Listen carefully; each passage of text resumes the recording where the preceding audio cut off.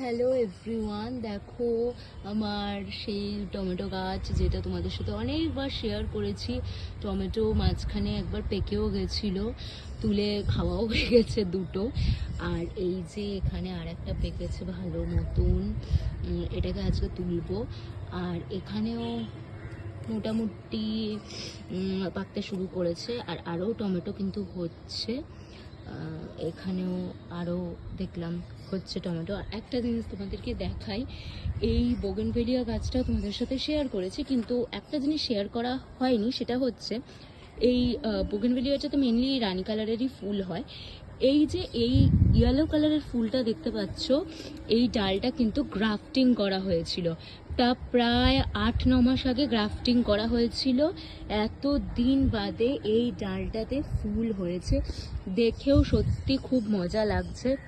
আমার ভীষণ ভালো লাগে। এই একটা বোগেনভেলিয়া গাছে 3-4 রকমের ফুল হয় গ্রাফটিং করে, যেটা হয় সেটা অনেক দোকানে দেখেছি। তো আমার ভীষণই ভালো লাগে। তো নিজেরা করে গ্রাফটিং যে সাকসেসফুল হব এটা ভাবতে পারিনি, আর যখন সেই ডালটাতে ফুল হয়েছে তখন তো আরও ভালো লাগছে। চলো টাটা, বাই।